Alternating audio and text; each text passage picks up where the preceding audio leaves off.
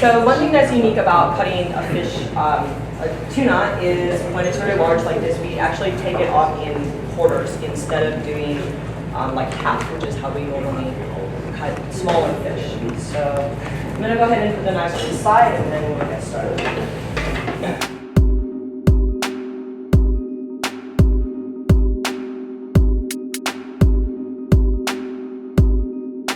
One thing that I forgot to talk about earlier, actually, the reason they cut the tail like this, so they leave the tail attached, but like at Tsukiji Market in Japan, which is known, of course, for their bluefin auction, what they do is they take a section out, and then that way they can examine the color, the oil content, and kind of the quality of the meat from this section down here of the fish.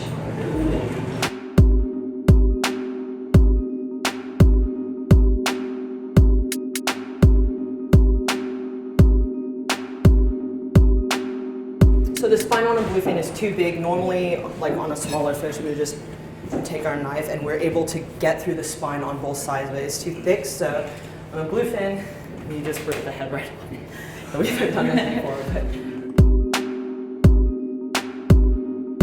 So once the head is off, you can inspect. Right here. You can inspect the fish along here. This part here is what we call auth-tero. Which is the fattiest part, and then you get kind of the medium fatty in here, and then the akami, which is the leanest part, here on the loin. So here you can inspect the oil and the fat content, because now you have kind of an open section of the meat.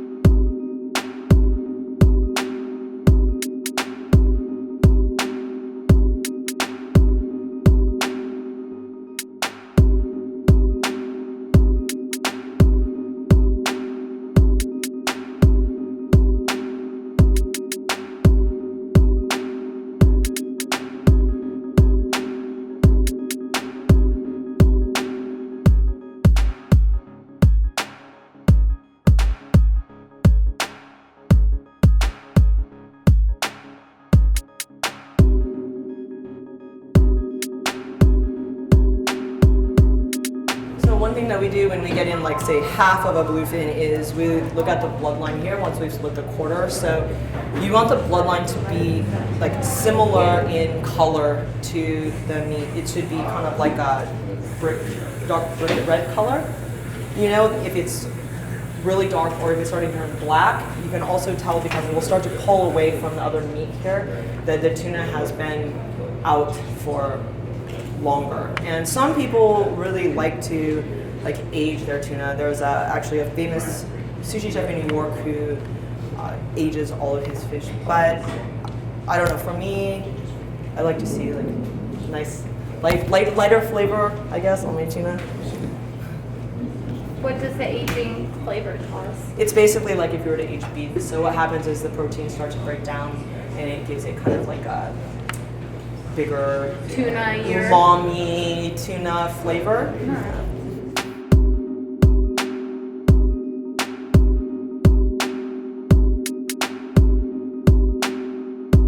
So that's the last cut that I'll make for this portion, but now you can kind of clearly see the different parts of the tuna here, the auth-tero, chitoro, and the akami on this side next to the bloodline. So once you cut this top loin off, which is all akami, the lean red meat, now you can see very easily along this section of the tuna, the auth-tero, the chitoro, which is the middle fatty part, and then the akami that's on this part over here next to the bloodline. Thank you everybody for coming.